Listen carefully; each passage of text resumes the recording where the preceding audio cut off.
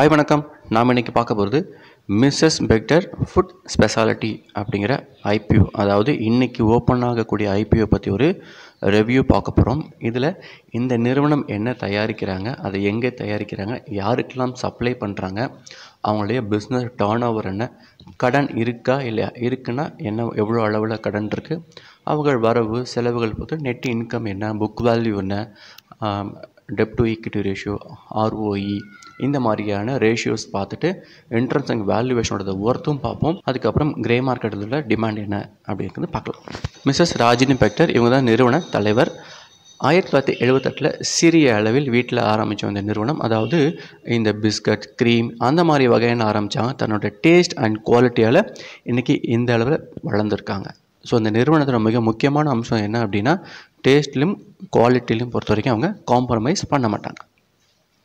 இந்த நிறுவனம் 2 வகையான தயாரிப்புகள் பண்ணுறாங்க. ஒன்று பிஸ்கட், ரெண்டாவது பிரெட். பிஸ்கட்டை பொறுத்த வரைக்கும் மிஸ்ஸஸ் பெக்டர் கிரிமிகா அப்படிங்கிற பிராண்ட் நேமில் அவங்க பண்ணுறாங்க. வழக்கமாக நம்ம மார்க்கெட்டில் பார்க்கக்கூடிய அனைத்து வகை பிஸ்கட்டும் இவங்க தயாரிக்கிறாங்க. ஹெல்த்தி வகை பிஸ்கட் இவங்க தயாரிக்கிறாங்க. இது வந்து கலோரிஸ் கம்மியாக இருக்கக்கூடிய பிஸ்கட் வகைகள். இதுவும் பிராண்டில் மற்ற நிறுவனங்களும் தயாரிச்சிட்ருக்காங்க. க்ரீம் பிஸ்கட் எல்லாருக்கும் தெரிஞ்சுக்கணும், சின்ன வயசில் அதிக நபர்களால் விரும்பப்பட்ட ஒரு பிஸ்கட். இது மட்டும் இல்லாமல் கிராக்கர்ஸ் வகை, அதாவது கொஞ்சம் ஸ்வீட் அண்ட் சால்ட் இருக்கு இல்லையா, 50-50, மஸ்கா சஸ்கா, அந்த வகை பிஸ்கட் இவங்க தயாரிக்கிறாங்க. குக்கீஸும் தயாரிக்கிறாங்க. குக்கீஸ்னால் நம்ம பிரிட்டானியாவில் குட் டே சொல்கிறோம் இல்லையா, அது மாதிரி, அப்போ சன்ஃபீஸ்ட் அந்த மாதிரி டைப்ஸ். அது இல்லாமல் குளுக்கோஸை பொறுத்த வரைக்கும் மில்க் பிகிஸ், அந்த வகைக்கு சமமான அனைத்து வகை பிஸ்கட்டும் இவர்கள் தயாரிக்கிறாங்க. போர்பன் வகை பிஸ்கட்டும் இவங்க தயாரிக்கிறாங்க. இதுக்கு அடுத்தது பார்த்தோம் அப்படின்னா, இந்த வகை பன்னும் பிரெட்டும் தயாரிக்கிறாங்க. இந்த பன் பிரெட் எதுக்காக தயாரிக்கிறாங்க அப்படின்னா, இப்போ குல்ச்சா பிரெட் அப்படின்னு சொல்லுவாங்க, அதன் மூலமாக சில பதார்த்தங்கள் செய்வாங்க. பாவ் பாஜி இருக்கு இல்லையா, அதுக்கு தேவையான பன் தயாரிக்கிறாங்க. கார்லிக் பிரெட்டு தயாரிக்கிறாங்க. பீஸாக்கு தேவையான அந்த பேஸ் தயாரிக்கிறாங்க. அதுக்கப்புறம் இந்த பர்கர், நேற்று லிஸ்ட் ஆச்சு இல்லையா, அந்த வகை நிறுவனத்துக்கு தேவையான பர்கர் தயாரிக்க தேவையான அந்த வகை பன்களும் இவங்க தயாரிக்கிறாங்க. ஸோ இவங்க யாருக்கெல்லாம் தயாரித்து சப்ளை பண்ணுறாங்க அப்படின்னா, கிட்டத்தட்ட Domino's Pizza, Pizza Hut, Subway, McDonald's, Burger King, இது இல்லாமல் சில முக்கியமான ரெஸ்டாரண்ட்டுக்கும் இந்த பன்னும் இந்த பீஸா பேஸும் அவங்க தயாரித்து சப்ளை பண்ணுறாங்க. எங்கெங்கெல்லாம் தயாரிக்கிறாங்க அப்படின்னா, இவங்களுக்கு இந்தியாவில் 6 மேனுஃபேக்சரிங் யூனிட் இருக்குது. அதில் பஞ்சாபில் 2 இருக்குது. அதில் ராஜ்புரா இந்த யூனிட்டுக்கு இப்போ எக்ஸ்பேன்ஷன் பண்ணிகிட்ருக்காங்க. அதுக்கு தேவையான பணத்துக்காக தான் வந்து ஃபண்ட் ரைஸ் பண்ணுறாங்க. அது இல்லாமல் ஹிமாச்சல் பிரதேசில், ஊபி, மகாராஷ்டிரா அண்ட் கர்நாடகாவில் இவங்களுக்கு மேனுஃபேக்சரிங் யூனிட் இருக்குது. 154 சூப்பர் ஸ்டாக்கிஸ்ட் இருக்காங்க. 644 டிஸ்ட்ரிபியூட்டர் இருக்காங்க. 4,58,000 ரீட்டைல் அவுட்லெட்டும் 3,594 ப்ரிஃபர்ட் அவுட்லெட் இருக்குது. இந்தியாவை பொறுத்தவரைக்கும் 23 ஸ்டேட்டில் வந்து இவங்க ப்ராடக்ட் செல் பண்ணிகிட்ருக்காங்க. ஏற்றுமதியை பொறுத்த வரைக்கும் 6 காண்டினென்ட்டில் 64 கண்ட்ரிக்கு இவங்க ஏற்றுமதி பண்ணுறாங்க. ஏற்றுமதியை பொறுத்த வரைக்கும் இவங்களுடைய மார்க்கெட் ஷேர் வந்து 14% இருக்குது. இப்போ ஐபிஓக்கு யார் வரா, யார் தன்னுடைய பங்குகளை விற்கிறா அப்படின்னு பார்க்கலாம். அனூப் பெக்டர் இவர் தான் மேனேஜிங் டைரக்டர். 21.89% வந்து ஷேர் ஹோல்டராக இருக்கார். இதுக்கு அடுத்தது பதிவுங்களாம் ப்ரொமோட்டரில் இருக்காங்க. இதுக்கப்புறம் சில ஷேர் ஹோல்டர் இருக்காங்க, அவங்க தான் இந்த பங்குகளை விற்கிறாங்க. Linus, Mabel, GSW, Crown and CW confectionery, இவங்க தான் என்ன பண்ணுறாங்க அப்படின்னா 46.69% இந்த பங்குகளை வந்து வெளியில் விற்கிறாங்க. இதில் ஒரு விஷயம், நல்ல விஷயம் என்னென்னா, டைரக்டரை விட ஷேர் ஹோல்டர்ஸ் நிறையா இருக்கும்போது சில சட்ட சிக்கல்கள் வர்றதுக்கான வாய்ப்புகள் அதிகமாக இருக்கும். ஸோ இவர்கள் வெளியேறும்போது டைரக்டரோட ஷேர் பேட்டர்ன்ஸ் அதிகமாக இருக்கும். அது கம்பெனிக்கு எடுக்கக்கூடிய டிசிஷனுக்கு நல்ல விஷயம். இந்தியாவோட பிஸ்கட்டோட மார்க்கெட் சைஸ் பார்த்தீங்க அப்படின்னா 2015 250 பில்லியனாக இருந்து தற்சமயம் அது 400 பில்லியனாக இருக்குது. சிஏஜிஆர் growth 10% வளர்ந்துருக்கு. அடுத்த 5 வருஷத்துக்கான ப்ரொஜெக்ஷன் 620 பில்லியனாக இருக்கும். பட் அதோட சிஏஜிஆர் growth 9% அப்படின்னு ப்ரொஜெக்ட் பண்ணியிருக்காங்க. இல்லை குறிப்பாக பிராண்டட் பிஸ்கட்டோடைய growth எப்படி இருக்கும் அப்படின்னா, அடுத்த 5 வருஷத்துக்கு 9.2, அதாவது 590 பில்லியன் அளவுக்கு இருக்கும் அப்படிங்கிறாங்க. அப்போ இந்த நிறுவனத்துடைய வளர்ச்சியும் ஓரளவு கிராஜுவலாக இருக்கும். நம்ம ரெவென்யூ பேட்டர்ன் பார்க்கும்போது நமக்கு ஓரளவுக்கு புரியும். மார்க்கெட் ஷேர்ஸை பொறுத்த வரைக்கும் 30% அதர் பிராண்டாகும், 28% பிரிட்டானியா வச்சுருக்காங்க, 27% பார்லே, ஐடிசி 11% வச்சுருக்காங்க. அன்மோல் இது பங்கு சந்தையில் பட்டியலிடப்படாத ஒரு நிறுவனம் 4%. ரிமைனிங் இந்த 1% பார்த்தீங்கன்னா அந்த கிரிமிகா அப்படிங்கிற இந்த நிறுவனம் மார்க்கெட் ஷேராக இருக்குது. இதில் நம்ம குறிப்பாக பார்க்குறது இந்த மிட் ப்ரீமியம் அண்ட் ப்ரீமியம் வகை பிஸ்கட்ஸாக நம்ம வளர்ச்சி எப்படி இருக்குன்னு பார்க்கணும். ஏன்னா அதிகமாக நம்ம மிட் ப்ரீமியம் வகை பிஸ்கட் தான் அதிகமாக வரும். நம்ம வழக்கமாக அந்த 5 ரூபா 10 ரூபா பிஸ்கட்லாம் இருக்கு இல்லையா, இதெல்லாம் பார்த்தீங்க அப்படின்னா இந்த மிட் ப்ரீமியம். அதுக்கு மேலே கொஞ்சம் பார்க்கணும், டப்பா ரொம்ப அழகாக இருக்கும், பிரிச்சிங்கன்னா உள்ள ஒரு 3 பிஸ்கட் தான் இருக்கும். இதெல்லாம் வந்து ப்ரீமியம் வகை பிஸ்கட்ஸ் இருக்கும்.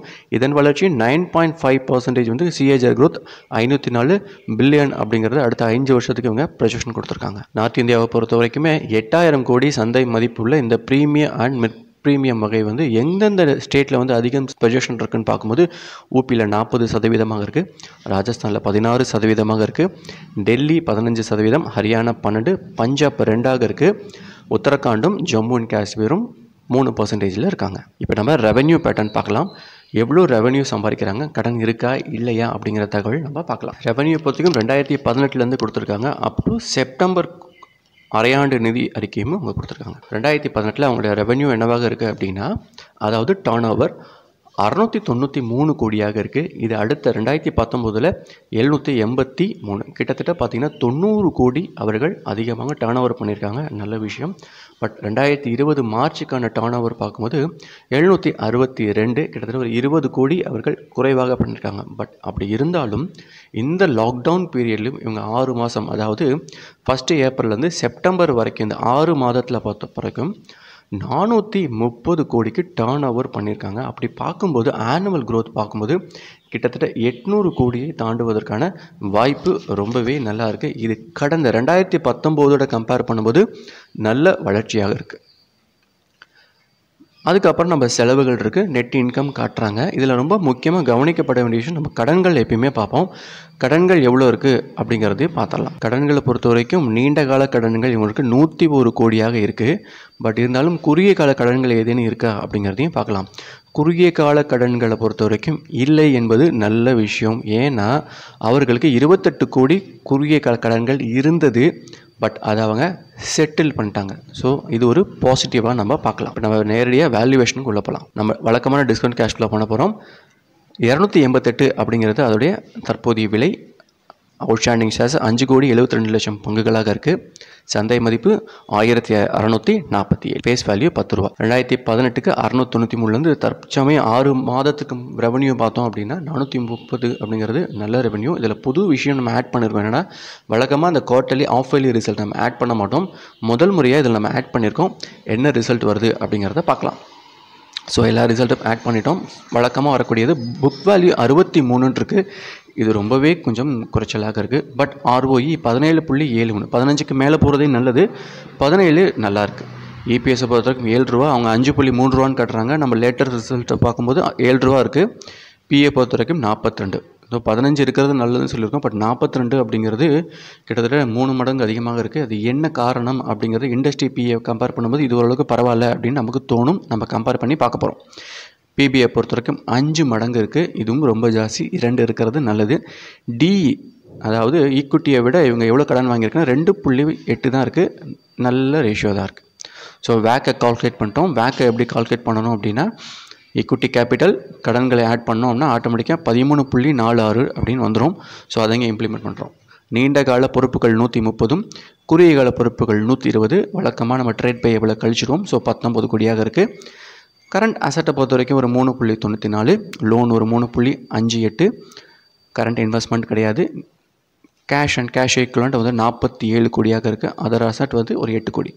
ஸோ மொத்தமாக கூட்டி லைபிலிட்டி கழிச்சோம்னா 44 கோடி. ஸோ என்டர்பிரைசஸ் வேல்யூ 170, அந்த 44 கூட்டணும் அப்படின்னா net present value 215. Total outstanding ஷேர்ஸில் வகுத்தோம் அப்படின்னா 38 ரூபா தான் வருது. நம்ம ஏற்கனவே சொல்லியிருக்கோம் இந்த மாதிரி வேல்யூவேஷன் நீண்டகால முதலீட்டுக்கு மட்டுமே பொருந்தும். இப்போ நாம் ஏர்னிங் பவரில் பார்க்கலாம். சேம் டீட்டெயில்ஸ், எந்த மாற்றமும் கிடையாது. இங்கே 94 இருக்குது, இங்கே ஓரளவுக்கு பரவாயில்ல.